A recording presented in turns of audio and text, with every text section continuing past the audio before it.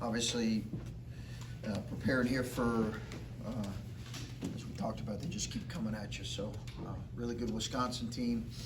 Obviously, we saw what they did last weekend at home versus Michigan State. So, good team, disciplined, older, talented, well coached. We'll need to play well. I just wonder now, I mean, it's been like a week and a half or so with DJ being gone. I just wonder what your line of communication is like with him and what it, I mean, like from an academic standpoint going forward, like can he take classes at home or how do you guys approach all that with him? Yeah, he can. Yeah, and we've had conversations regarding all that. I don't want to get into specifics about kind of what our communication's been like, but you know, we've kind of leaned on our medical personnel here to kind of guide us through all that. The best way to go about that. But yeah, there's opportunity for him to do that from where he's at for sure. And do you encourage your players to stay in constant contact with him, or do you encourage them to sort of give him some space?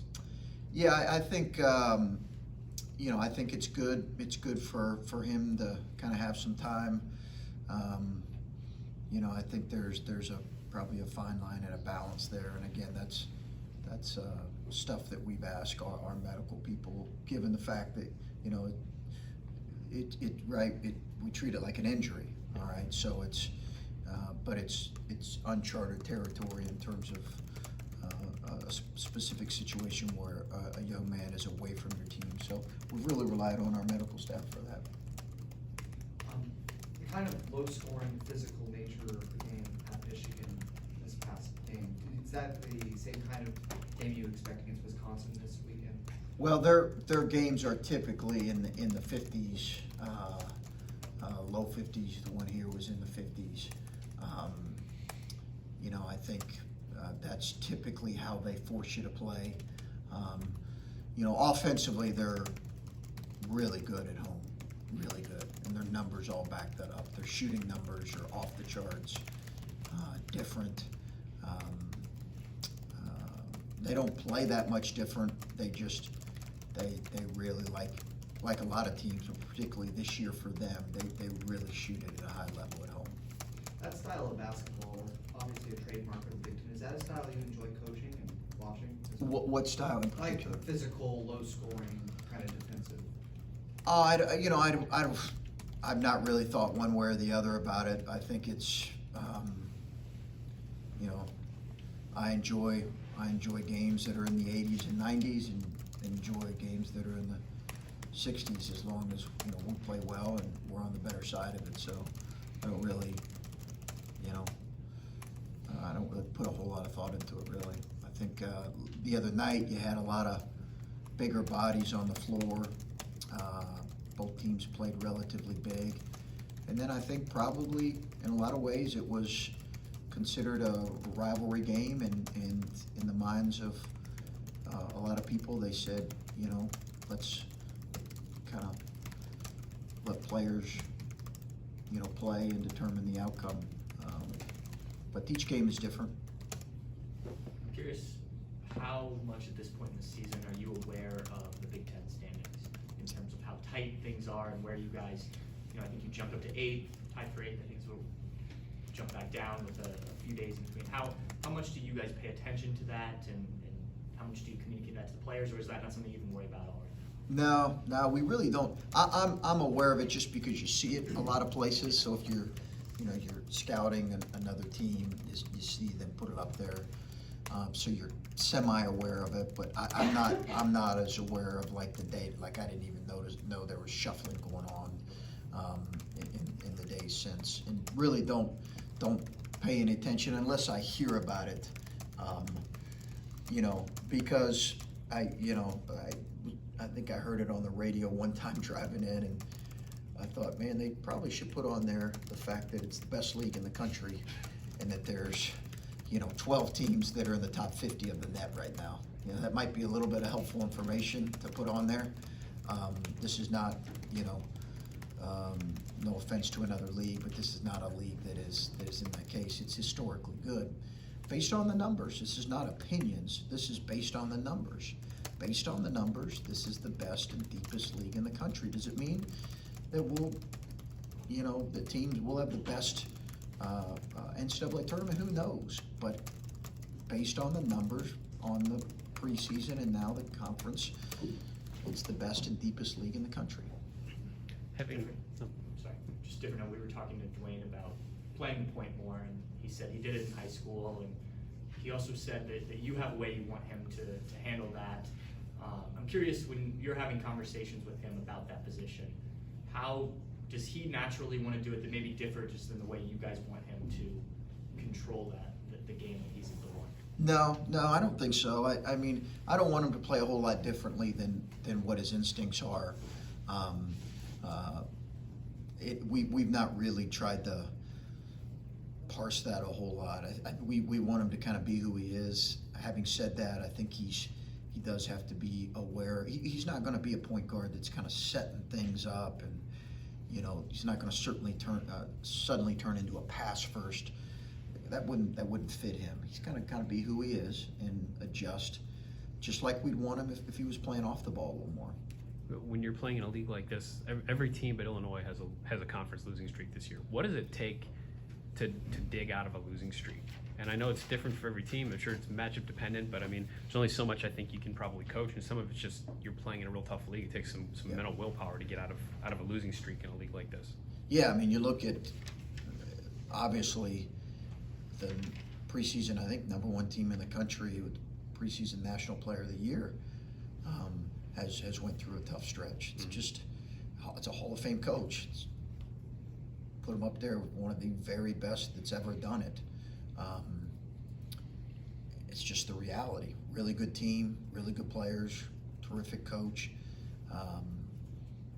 They're going through, they'll work their way out of it. They always do. I think perspective is required, Adam, and I think as much as anything, the perspective on the whole is required, and then also an understanding that you're just really committed to the day-to-day process of getting better. And I think that's the biggest thing. And if you do that, hopefully you begin to turn the corner. And some of it is you're just running into a team that's going to play better than you on a given night or a rough part of the schedule. And then there's other parts of it where, you got to find ways to perform better and coach better. But it's a combination of all that. And how has Luther come out of the game the other night? Yeah, he's been rehabbing since we had to give him a couple days off here because of the heavy schedule next week with 3 games. But he's been rehabbing every day. He's expected to play, but it'll be something we'll have to monitor. His injury was something we're going to have to monitor the whole year. Dwayne's quote, I think it's exact, about you is, and adjusting the point, is that sometimes I look over at Coach and it looks like he's staring through my whole soul. Jeez. What's going on in those moments? Yeah. I don't know. It's funny. Did you say it just now? Stephen asked him and he said it, yeah. Yeah. Well, I'm just hoping there's something there, right? He's a great kid. He's a great kid. Dwayne's a great kid. Love coaching Dwayne Washington. Love coaching. I really do. Just he needs to be coached, and we recruited him, and everybody that when we recruited him, everybody said, Coach, you got to stay on him. You got to stay on him, and that's including his dad. It's who he is. But he's got the potential, and I think what we all see is the opportunity as a player to continue to really grow. He also said that if you're not on him, that the way you're on him conveys to him that you care about him. Yeah, he's a really enjoyable kid to coach. I really genuinely mean that. I very few days now he'll drives me batty, but very few days have I not enjoyed coaching him. It's just he requires that. But I see a lot of potential in him, and I see a lot of really good stuff in him. And we're trying our darndest as a coaching staff to bring that level of consistency out in him. And that's our job, and it's a full-time job. We sat here Take a one few more weeks quick one. ago, and the predominant topic was toughness and lack of it. The other night, Caleb dealt with what he could have gotten frustrated by the way it was called. Kyle comes over, changes jerseys, Yeah. goes up the line like he shoots 85%, which he doesn't. Yeah, Knocks them both down. yeah. Dwayne missed, I think, 3 in a row, made the big one to put you in front. CJ goes to the line. Do you laud them on, you gave it to me tonight, that's what I want, or do you just leave it alone, or I think what's the? I think we got to keep building on that, and part of that is, a big part of toughness is the ability to make the next right play within the course of a game. I think that's going to define what our toughness level is as much as anything. The ability to make to physically and mentally make the next right play that your team needs you to do. I thought we did that, but we've got to keep building on that. Each game is different. That game was physical. There'll be other games that aren't as physical, but it'll require toughness from us in different ways. I can finish with maybe one last one here. Yeah, I don't, this may be asking a lot, but you got 3 different guys who can play point guard here. And like, they all, from the way you're talking, they're all very different in how Yeah. they approach it. I guess like, if you could like kind of run through like the different looks that they can give you, whether it's DJ or Dwayne or CJ at the point. Yeah, CJ's kind of been used to it, had the ball in his hands, grown up as a point guard.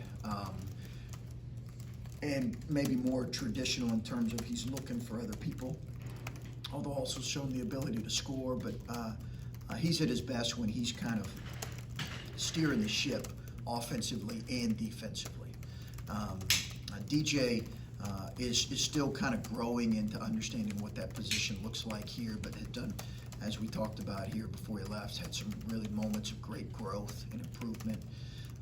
And then Dwayne, I think, has transitioned more of that. Is your prototypical kind of combo guard that can play either position, but requires some adapting and learning playing both of those positions. And with all of that too, I think the other side of it is important. How are you impacting the game defensively if you're matched up with the opposing point guard? Or I think that's a big part of it. How are you steering the ship defensively as well? But you're right, all 3 are different in their makeup as players. So with Dwayne, like, I don't want to say you're okay with certain things, but like, it's going to be a moment. You Yeah. kind of have the understanding that the 25-foot transition shot that doesn't make any sense, you're going to get that. Then you're also going to get the shot at the end of the game where that's a quality look that he gets. Yeah, but he's got to keep getting better at understanding what that looks like. He's got to play with freedom, which he does. He's got to stay aggressive, which he usually does. There's no question that's important for Dwayne.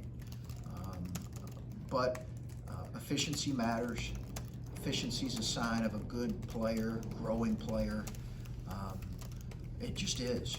It just is. It's a sign of maturity too. And he's got to keep taking steps in those areas. Okay.